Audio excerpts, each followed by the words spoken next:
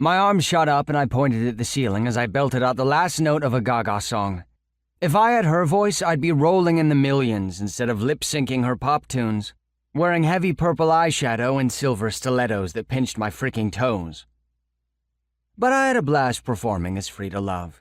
I was damn good at it, and the stage adored me. As did the crowd, if a couple dozen gay men wolf-whistling had anything to say about it. Or that sexy man in the corner whose dark eyes tracked me 2 nights a week.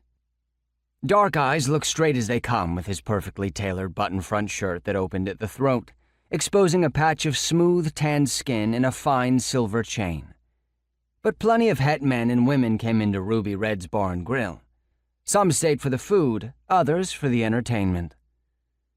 As I exited the stage down the 3 steps to the dance floor, I spotted Dean and Callum near the bar.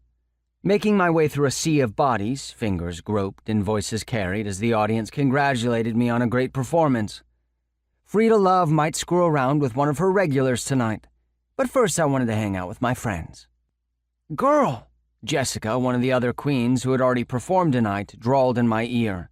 "You looked ridiculously fab up there." Hazelnuts, as she was known on stage, was in transition, drop-dead gorgeous and had a huge following in this crowd as well. Fuck the prejudice she encountered in her everyday life from the asshats that couldn't see how radiant she was in her own skin. Here at Ruby Red's, we were strictly against the use of derogatory language towards our transgender performers or customers.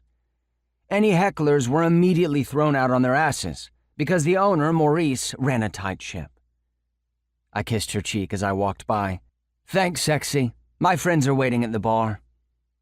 I hadn't seen Dean since he graduated from NC State last fall.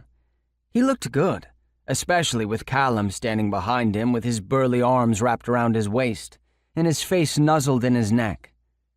Dean and Callum were really good together, and I couldn't be happier for them. They were only in town so Callum could finally meet Dean's parents in Jersey. While here, they had also planned to visit me and to see a Yankee game, since Callum was a huge fan.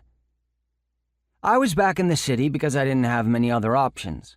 This was my hometown. My mother lived on the Upper East Side with her new husband, and I was having trouble finding full-time employment. It took me 2 additional years to graduate from NC State with a communications degree, because some of the credits wouldn't transfer from NYU. Broadcasting jobs were hard to come by, and though I had interned at an online publication, there were no openings available at the time. I stayed as long as I could before finally coming home. Now I did what I knew best, performed as drag queen extraordinaire at a bar on Christopher Street 2 nights a week. That, along with my graphic t-shirt business, helped me contribute to the rent in the small West Village apartment I shared with my best friend, Tori. "I always knew you could rock the stage," Callum said in his southern drawl as soon as I reached them. He looked so much more comfortable in his own skin than he had 6 months ago, which was really cool to witness. "Of course I can,"